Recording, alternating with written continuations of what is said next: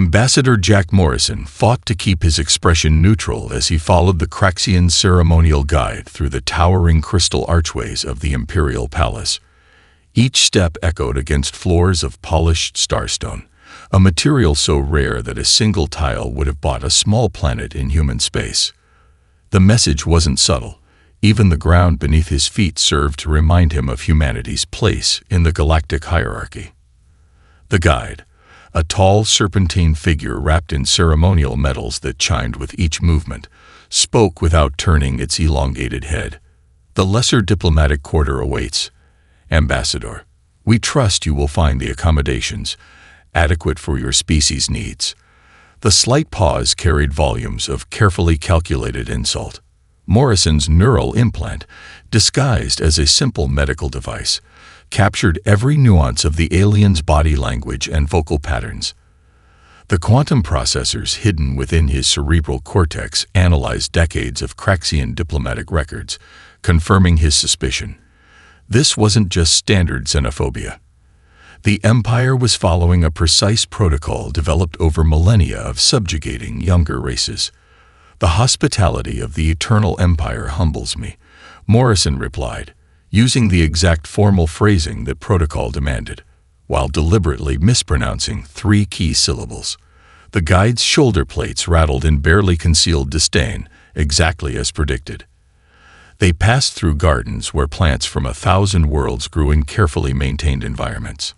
Morrison noticed that Earth specimens were conspicuously absent, despite the Empire's extensive biological database on human territories.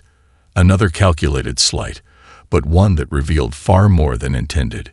His implant flagged the unusual density of environmental sensors around the empty plots where terrestrial plants should have been. The lesser diplomatic quarter proved to be a masterpiece of passive-aggressive architecture. While luxurious by any reasonable standard, every element subtly emphasized the occupant's inferior status. The ceiling was just slightly too low for comfort. The atmospheric controls were precise but would always remain a few degrees off optimal human preferences. The windows offered spectacular views of the truly palatial accommodations reserved for civilized species. "Your first audience with His Eternal Radiance is scheduled for 3 standard cycles hence," the guide announced. "A junior attaché will arrive to instruct you in proper ceremonial conduct." The creature's metallic vestments produced a sound remarkably like a sniff. "We recommend extensive practice." Morrison allowed himself to stumble slightly on the ornate threshold.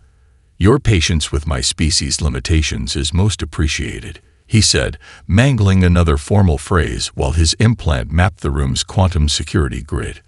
The guide departed with a final musical chime that Morrison's processors translated as barely contained laughter. The moment the door sealed, Morrison's practiced clumsiness vanished. His neural implant projected a holographic overlay of the chamber's hidden systems. The Craxians had outdone themselves. Every surface contained sensors designed to monitor his activities. More telling were the subtle gaps in the coverage, blind spots that suggested the presence of even more sophisticated surveillance systems. He moved to the window, ostensibly admiring the view, while his enhanced vision penetrated the crystalline structure of the palace walls. There, hidden in patterns that would have appeared purely decorative to unaugmented eyes, he found what he had feared: architectural plans for massive containment facilities, sized and environmentally calibrated for human occupants. The Eternal Empire wasn't preparing to welcome humanity as a client state. They were planning something far more aggressive. Morrison allowed himself a grim smile as he unpacked his ceremonial attire, each movement carefully choreographed for his unseen audience. Let them believe their deception was succeeding. Let them think that humanity's first ambassador was as primitive as his quarters suggested. They would learn too late that the neural implant they had dismissed as crude medical technology was actually the most sophisticated quantum intelligence system ever developed. Every insult, every careful slight, every architectural feature was feeding data into an analysis matrix that was already beginning to unravel the Empire's true intentions. The game had begun. And like so many ancient powers before them, the Craxians were about to discover that humanity's greatest strength lay not in their technology or their diplomatic skills, but in their ability to turn an opponent's perceived superiority into a devastating weakness. "My deepest apologies," Ambassador Morrison exclaimed as the precious Centaurian wine spread across the crystalline table, its deep purple hue seeping into the elaborate tapestry that had survived 15 centuries of imperial banquets. The assembled Craxian nobles recoiled, their ceremonial masks hiding expressions that his neural implant nonetheless decoded as ranging from horror to smug satisfaction. The servant caste members rushed forward with cleaning implements, their scaled bodies moving with practiced efficiency. Morrison made a show of trying to help, managing to knock over 2 more empty glasses in the process. "Please, allow me to assist," he began, only to be cut off by Grand Vizier Kithox's resonant voice. "That will not be necessary, Ambassador. Perhaps it would be best if you retire to your quarters to review proper dining etiquette." The vizier's mask tilted just so, catching the light in a way that traditionally conveyed educated amusement.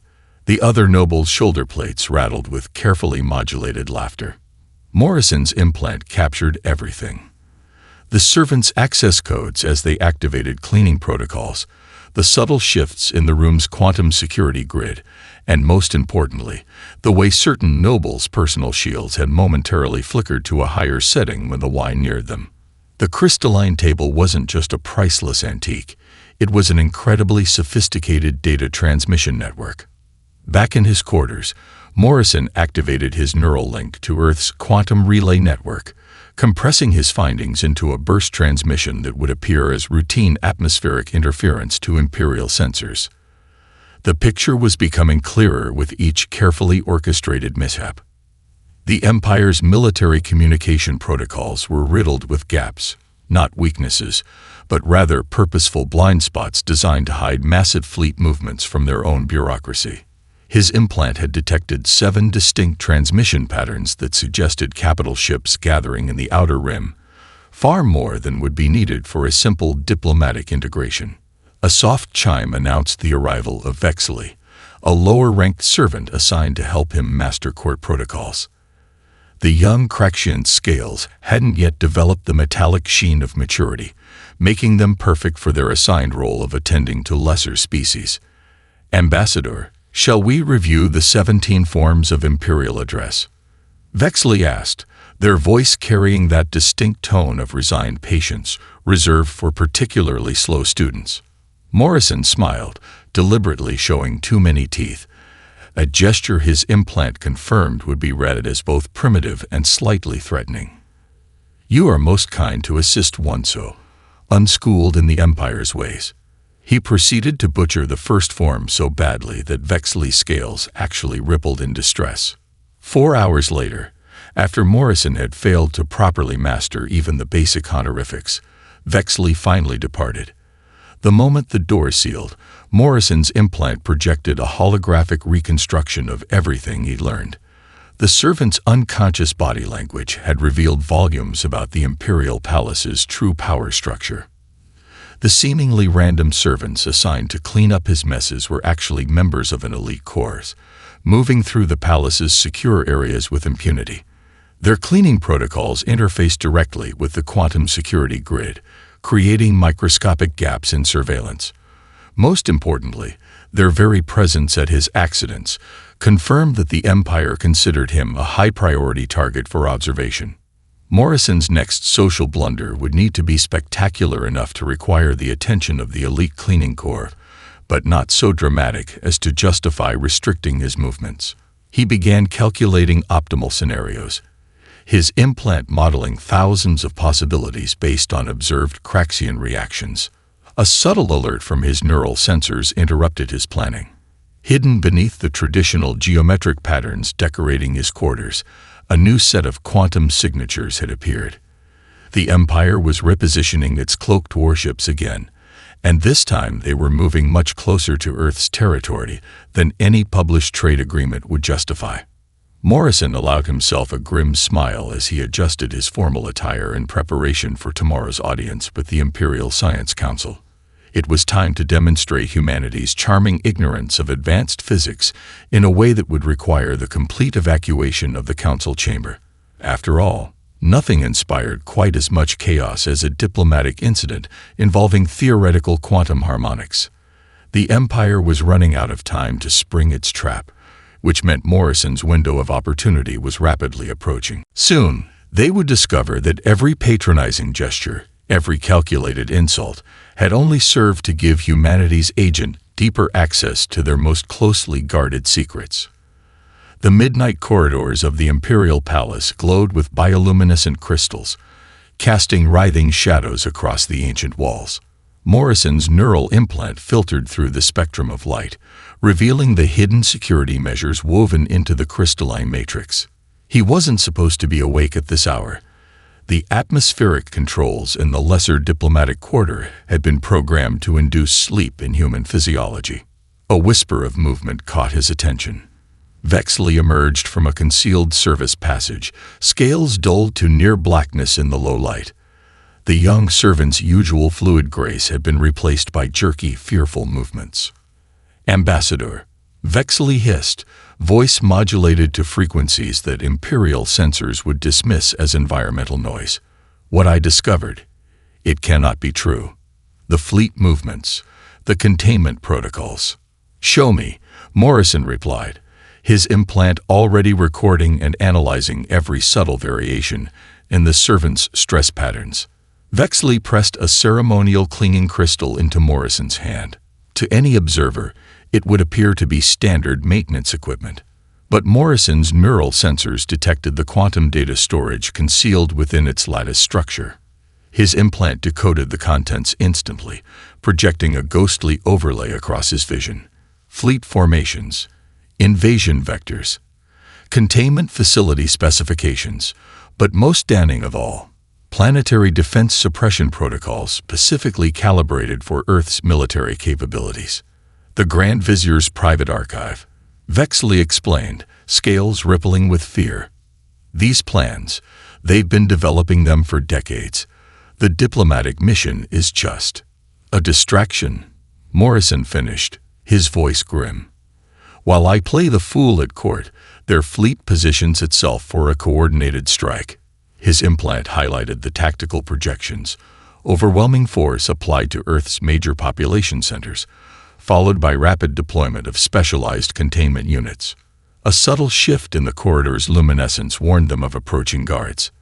Vexley melted back into the service passage, leaving Morrison alone with the damning evidence. He slipped the crystal into his pocket just as a patrol of cybernetically enhanced Imperial guards rounded the corner. "Ambassador," the lead guard's vocoder crackled. "These sectors are restricted during sleep cycle." Morrison affected a confused, slightly dazed expression. "My sincere apologies. These corridors all look so similar, and I'm afraid I got turned around looking for the waste reclamation facility. Your species' architectural preferences still confuse my primitive human sensibilities." The guard's cybernetic implants whirred as they assessed his vital signs, finding exactly what they expected: the biological markers of a slightly intoxicated, disoriented human. They escorted him back to his quarters with the practiced patience of beings dealing with an inferior life form. Once alone, Morrison initiated a deep scan of the clinging crystal's contents. The invasion plans were comprehensive, showing a degree of preparation that chilled him to the bone. The Craxians hadn't just studied Earth's military capabilities, they'd analyzed human psychology, culture, and social structures. They were preparing not just to conquer, but to systematically break humanity's will to resist. His neural implant flagged a crucial detail in the fleet movements. The massive armada was already gathering in the outer rim, using advanced cloaking technology that the Empire believed humanity couldn't detect. According to the deployment schedule, they would reach their final staging positions in less than 3 standard cycles. Morrison's fingers danced through holographic projections only he could see, calculating options. The Empire's battle plans relied entirely on the element of surprise. They expected humanity to be blind to their advanced technology, helpless against their overwhelming force. Every scenario in their tactical database assumed Earth would have no warning, no time to prepare defenses. That assumption was about to become their greatest weakness. But Morrison couldn't simply warn Earth. Any unusual communications would alert Imperial intelligence. He needed to act here, in the heart of the Empire, in a way that would make military action impossible. His implant highlighted a forgotten subsection of Imperial law, buried in the historical archives he'd been studying. The ancient words scrolled across his vision, and a plan began to form. The Craxians had spent decades weaving a web of deception. Morrison was about to turn those same threads into a noose. The request for Imperial Audience crystal pulsed with gentle light in Morrison's hand as he knelt before the Master of Ceremonies. His neural implant recorded the subtle widening of the ancient Craxian's eye membranes, the first genuine surprise he'd managed to provoke since arriving at the palace. "You wish to perform the ritual of supplication." The Master's metallic scales chimed with disbelief. "Ambassador, perhaps you misunderstand. This ceremony has not been attempted by a non-imperial species in over 3,000 cycles." Morrison bowed deeper, his movements calculated to appear both earnest and slightly awkward. Earth wishes to demonstrate its profound understanding of its place within the Eternal Empire's grand design. His pronunciation of the formal phrases was perfect this time. A deliberate break from his previously established pattern of linguistic stumbles. The Master's ceremonial staff tapped against the crystalline floor, its resonance spreading through the quantum network that connected all corners of the palace. Within moments, Morrison's implant detected a surge of encrypted communications racing between noble houses. The game was afoot. "The ceremony requires the presence of all High Council members," the Master warned, testing him. "Many are occupied with pressing matters of state." Morrison's lips curved in what appeared to be a naive smile. Surely the acceptance of a new species into the Empire's embrace takes precedence. The ancient laws are quite clear on matters of ceremonial priority. The Master's scales shifted through complex patterns that Morrison's implant translated as rapid calculations of political implications. Exactly as predicted, the Craxians' desire to witness humanity's submission outweighed any suspicion. "Very well. The ceremony will be held in 3 daily cycles." The Master paused significantly. "I trust you understand the consequences of improper performance." "Oh yes," Morrison replied, allowing a touch of anxiety to color his voice. "Ritual failure would mark humanity as eternally unworthy of imperial grace." As he left the Master's chambers, his implant tracked the cascading effects of his request. Noble houses were already canceling military oversight meetings to secure prestigious positions in the ceremony. The Grand Vizier's carefully orchestrated fleet movements were falling behind schedule as key commanders were recalled to attend. In his quarters, Morrison initiated the prescribed pre-ceremonial fasting, while his implant ran complex simulations of the upcoming performance. The ritual of supplication wasn't just a ceremony. It was an intricate dance of quantum-entangled protocols, each gesture triggering specific responses in the palace's ancient systems. A soft chime announced Vexley's arrival with the ceremonial robes. The young servant's scales had taken on a grayish tint of worry. "Ambassador, the sacred texts. The crystal of truth hasn't been activated for a supplication ritual since the 3rd dynasty. Its quantum matrices are unpredictable. If you make even the slightest error, the crystal will detect my unworthiness and react accordingly." Morrison asked, his tone mild as his implant registered the hidden message in Vexley's stress patterns. The servants had been ordered to discourage him, which meant the Empire's leadership was growing nervous. The consequences would be most severe, Vexley whispered. Morrison spent the next hours practicing the ritual movements, appearing to struggle with their complexity, while his neural systems mapped every quantum interaction. The palace sensors recorded his repeated failures, transmitting them to eager noble houses who gathered to witness humanity's impending humiliation. In the privacy of his mind, Morrison's implant projected the true sequence he would perform, not the ritual of supplication, but an ancient emergency protocol hidden within its movements. one that would force the Crystal of Truth to activate its original function, revealing deception at the highest levels of imperial power.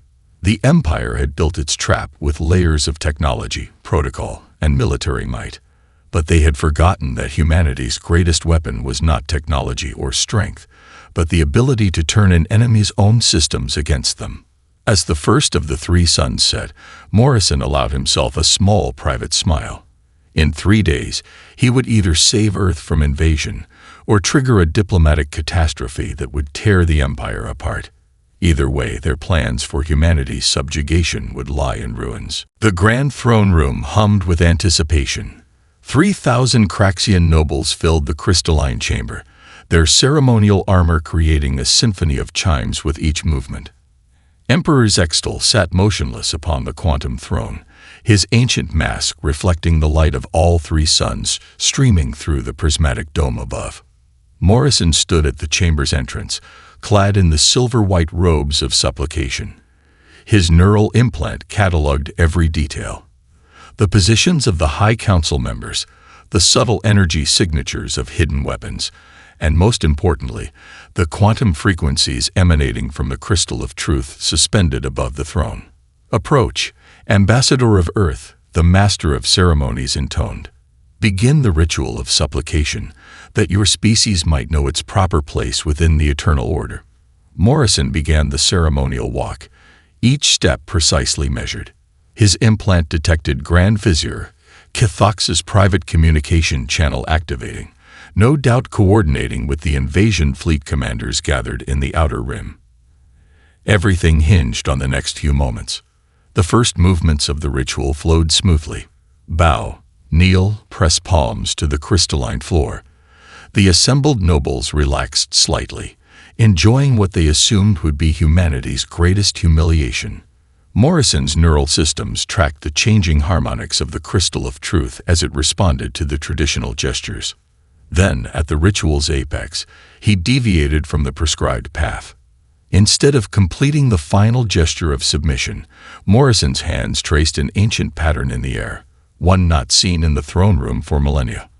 The Crystal of Truth flared with blinding light, its quantum matrices responding to a command protocol buried in its original programming. "What is the meaning of this?" Grand Vizier Kithox demanded, rising from his seat. But his voice faltered as holographic projections blazed to life across every crystalline surface in the chamber. Fleet movements, invasion plans, containment protocols. The Empire's entire conspiracy against Earth played out in impossible detail above the heads of the stunned nobility.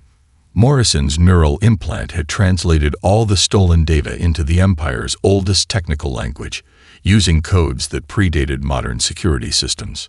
By invoking the protocol of emergency truth, Morrison's voice rang out, "Now, speaking perfect High Craxian, I challenge the honor of this court. The ancient laws are clear. No military action may be taken while such a challenge stands." Emperor Zextal rose slowly from the quantum throne, his mask's features shifting to display the rarest of all imperial expressions, genuine astonishment. "You dare?" "I dare by right of law," Morrison interrupted, triggering another cascade of holographic evidence. "The same law that commands this crystal to reveal all deception within its presence. The same law your ancestors wrote to prevent exactly this kind of conspiracy." The chamber erupted in chaos. Noble houses that had been kept ignorant of the invasion plans turned on those who had known. The Crystal of Truth pulsed with ever brighter light, forcing the quantum security grid to transmit the damning evidence to every corner of the palace. "Remove him," Kithox commanded, but no guards moved. They couldn't. Morrison's invocation of ancient law had activated protocols that even the Empire had forgotten. Every weapon in the chamber had been automatically locked down by systems designed to prevent violence during truth revelations. Morrison stood calmly in the center of the storm he had unleashed, his neural implant tracking the cascading collapse of the Empire's carefully laid plans. Encrypted messages raced between noble houses as alliances shattered and reformed in real time. The invasion fleet, deprived of final authorization, hung motionless in the void. The protocol of emergency truth can only be ended by imperial decree, Morrison announced into the chaos. But any decree given in the presence of proven deception is void under ancient law. A most interesting paradox. Wouldn't you agree? Your eternal radiance? Emperor Zextal's mask shifted through a series of expressions so quickly that even Morrison's implant had trouble tracking them. The trap was complete. The Empire could neither advance its invasion plans nor legally silence the evidence of its treachery. In the crystalline heights above, the ancient artifact continued its relentless revelation of truth, forcing the greatest empire in known space to face the consequences of underestimating humanity's capacity for turning bureaucracy itself into a weapon. The second sunrise of the crisis painted the Grand Throne Room in shades of azure and gold. For 26 hours, the Crystal of Truth had maintained its revelatory display, forcing the assembled nobility to witness every detail of the planned invasion. Morrison's neural implant tracked the spreading political chaos as noble houses scrambled to distance themselves from the conspiracy. The House of Eternal Winds demands satisfaction. The matriarch's ceremonial armor rang like thunder as she confronted Grand Vizier Kathox. Our fleet elements were committed without full council approval. You have bound us to this dishonor. Similar confrontations erupted across the chamber. Morrison watched as centuries-old alliances crumbled under the weight of exposed deception. His implant highlighted the subtle power shifts. Houses repositioning themselves, ancient rites of challenge being invoked, military commanders quietly transferring their loyalties.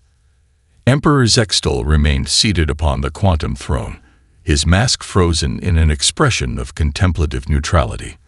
The display of imperial calm might have been impressive, if Morrison's sensors hadn't detected the micro-fluctuations in the throne's power grid betraying the Emperor's agitation. Perhaps, Kathox's voice cut through the chaos, we should question how the human ambassador accessed these records. Surely such espionage invalidates. Point of order. Morrison interrupted, his perfect high Craxian, still shocking those who had grown used to his manufactured stumbles. Under the law of emergency truth, the method of revelation cannot be questioned until the substance of the revelation is addressed. The 19th dynasty was quite specific on this matter. The Grand Vizier's scales rattled in barely suppressed rage. You quote our laws as if I spent months studying them while you assumed I was fumbling through basic protocols. Morrison allowed himself a small smile. A fair observation. But then, your entire invasion plan relied on similar assumptions about human capabilities. The Crystal of Truth pulsed, projecting new evidence across the chamber's crystalline surfaces, training protocols for dealing with primitive human prisoners, psychological warfare techniques based on humanity's perceived technological inferiority, containment systems designed to exploit weaknesses that didn't actually exist. The Empire's own records now show that military action was initiated without proper authorization. Morrison continued. Under Statute 17 of the Imperial War Code, all fleet movements must cease until proper documentation is filed with the High Council. A low murmur ran through the assembled nobles. The bureaucratic trap was becoming clear.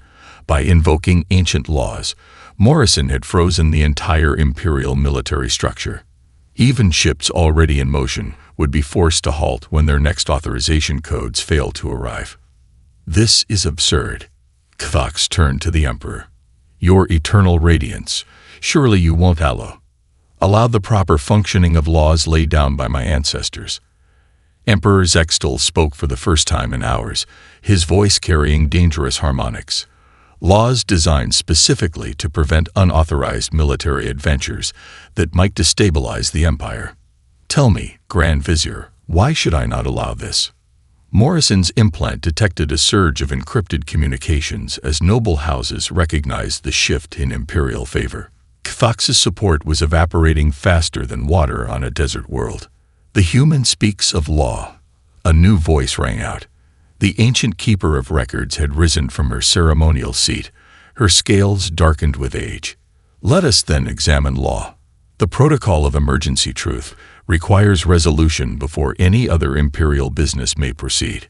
Yet resolution requires confirmation that all deception has been revealed. She turned her crystalline eyes to Morrison. A most elegant trap, Ambassador. We cannot end this crisis without proving a negative, that no further deception exists. Yet such proof is logically impossible. Creating quite the bureaucratic paradox, Morrison agreed. One that will continue to prevent military action until resolved. Though I do have a suggestion for how we might proceed, if the Emperor is willing to consider alternatives to invasion. Throughout the chamber, nobles leaned forward, their scales chiming with interest. Morrison's neural implant calculated the odds of various responses, preparing counter-arguments for each possibility. The game wasn't over, but the next few moments would determine whether humanity gained an equal seat at the galactic table, or if the Empire would tear itself apart trying to escape his legislative web. The third sunset cast long shadows through the Grand Throne Room as Grand Vizier Kithox made his final gambit. His ceremonial armor, now showing stress fractures from 40 hours of continuous wear, caught the fading light as he approached the Crystal of Truth. "I invoke the right of technological challenge," he announced, his voice carrying the harmonics of desperate authority. "The human's neural implant must be examined for illegal enhancement technology." Morrison's lips curved in a slight smile as his implant registered the surge of interest from the assembled nobles. "An interesting proposal, Grand Vizier. But perhaps we should review the certification I filed upon my arrival." The Crystal of Truth pulsed, projecting a new series of documents. Morrison's neural implant had been officially registered as a primitive medical assistance device, a classification Kithox himself had approved, seeing it as another opportunity to highlight humanity's technological inferiority. "You deliberately misrepresented," Kithox began. "Did I?" Morrison interrupted. "Every specification I submitted was completely accurate. That your assumptions about human technological capabilities led you to underestimate its significance is hardly my fault." The Keeper of Records rose again, her ancient scales gleaming. "The certification is properly filed. To challenge it now would require admitting that Imperial intelligence failed to recognize advanced technology, thus invalidating all military assessments of human capabilities."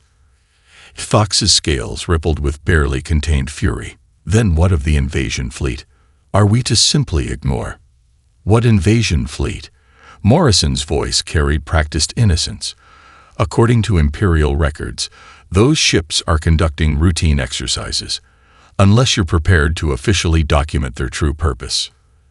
The chamber erupted in hisses of appreciation for the legal trap. Any attempt to legitimize the fleet's movements would require admitting to unauthorized military action, a capital offense under Imperial law.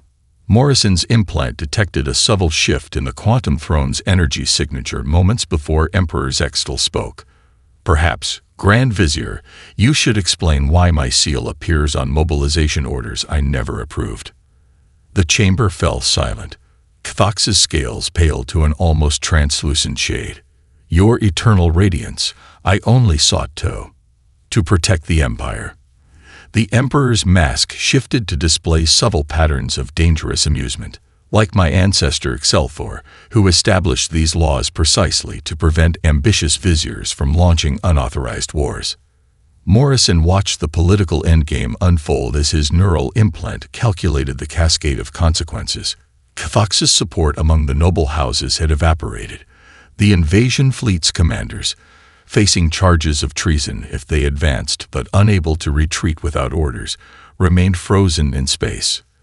"There is, of course, a solution." Morrison stepped forward, his ceremonial robes catching the light of the Crystal of Truth, one that preserves the Empire's honor while avoiding a constitutional crisis. He gestured, and his implant interfaced with the crystal's quantum matrices, projecting a new set of documents. A full military and technological exchange treaty. Earth acknowledges the Empire's historical significance and agrees to mutual defense protocols. The Empire recognizes humanity as equals, not subjects. The proposal hung in the air as nobles calculated advantages and risks. Morrison's implant tracked the subtle signs. The slight relaxation in the Emperor's posture, the interested chiming of House Matriarch's armor, the calculating gleam in the Keeper of Records' crystalline eyes, and the protocol of emergency truth. Kithox demanded, grasping at his last thread of resistance, would be satisfied by a full disclosure of all parties' military capabilities. Morrison replied, which this treaty requires anyway. Unless, of course, there are other deceptions you haven't revealed. The crystal of truth pulsed brighter at the question, causing Kithox to step back involuntarily. The Grand Vizier's scales had taken on the gray tinge of political death as he realized the fullness of his defeat. Emperor Zextal rose from the quantum throne, his mask displaying the complex patterns of formal judgment. The Empire recognizes the wisdom in the human ambassador's proposal. After all, only equals can sign binding treaties, and humanity has certainly proved itself our equal in matters of law and strategy. Morrison bowed precisely, his implant calculating the exact degree of respect to display. The game's final moves were playing out exactly as planned. Humanity would gain its place among the stars not through force of arms, but through the subtle art of turning an empire's own laws and assumptions against itself. Dawn broke across the imperial capital for the first time since the signing of the Terran Accord. The Crystal of Truth, now dormant, had been relocated to a new chamber, one specifically designed for joint diplomatic sessions between Earth and the Empire. Morrison stood at the panoramic viewport of his new quarters in the high diplomatic wing, his neural implant recording the subtle changes sweeping through the palace. The House of Eternal Winds has requested a permanent human diplomatic presence, Vexley announced, now wearing the silver-trimmed robes of a full diplomatic attaché. The young Craxian scales had developed a subtle iridescence, marking their rise in status. They're the fourth house to do so this morning. Morrison nodded, tracking the complex web of political alignments through his implant's displays. And the military exchanges. The first Imperial technical delegation departs for Earth tomorrow, though I suspect they'll be somewhat disappointed to learn that your neural implant isn't actually a primitive medical device. On the contrary, Morrison smiled, every specification we submitted was completely accurate. We simply allowed the Empire's assumptions about human technology to work in our favor. His implant flagged an incoming priority transmission. The former Grand Vizier Kithox's personal flagship departing for exile in the Outer Rim territories. The Emperor's judgment had been both swift and politically astute. No formal charges, but an understanding that the architect of the failed invasion would never again hold power in the Imperial Court. A chime announced a more immediate visitor. The Keeper of Records entered, her ancient scales catching the morning light. Ambassador, the Imperial Archives have been updated to reflect humanity's new status. Though I must admit, several of my colleagues are still trying to understand exactly how you managed to turn 3,000 years of bureaucratic procedure into a diplomatic weapon. Perhaps that's the lesson the Empire needed to learn, Morrison replied. True strength lies not in fleets or technology, but in understanding how to use an opponent's own systems and assumptions against them. Indeed, the Keeper's crystalline eyes glinted with appreciation. The Emperor has instructed me to inform you that your new title has been officially recorded. Voice of Truth, a rank not bestowed since the Second Dynasty. Morrison's implant highlighted the significance. The title granted him direct access to the Imperial Council and the right to invoke the Crystal of Truth during any diplomatic proceeding. The Empire would never again be able to hide its intentions behind layers of protocol and assumption. There is one other matter, the Keeper continued. Several noble houses have petitioned to establish diplomatic enchantion academies with human instructors. It seems your demonstration of our own legal systems has sparked something of a renaissance in diplomatic studies. Morrison hid his amusement as his implant tracked the ripple effects through imperial society. The Empire's belief in its own superiority had been its greatest weakness. Now that same drive for perfection was being redirected toward understanding and engaging with humanity as equals. The view from his window captured the change. Construction drones adding new wings to the Imperial Palace, designated for Earth's diplomatic corps. Below, he could see Craxian nobles studying alongside human diplomatic staff, each learning the other's protocols and traditions. "The Emperor requests your presence at tomorrow's council session," Vexley added. "The fleet commanders wish to discuss joint defense protocols." Morrison nodded, his implant already preparing briefing documents. The same ships that had been positioned to invade Earth would now help protect it, their commanders having gained a healthy respect for humanity's capabilities. "A week ago, they thought us primitive," the Keeper observed. "Now they scramble to learn our methods. Perhaps that is the greatest victory. Not that we forced them to accept us, but that we made them want to understand us." "Understanding is the key to peace," Morrison replied, watching the three suns rise over a changed empire. "And peace is what we came here to achieve, even if we had to shock them into seeing us as equals first." His neural implant recorded the moment as historically significant, not just for the averted invasion or the diplomatic triumph, but for what it represented. Humanity had proven that intelligence, preparation, and the ability to turn an opponent's strengths into weaknesses could overcome even the longest odds. The future that stretched out before them was unwritten, but one thing was certain: the galaxy would never again mistake humanity's youth for weakness.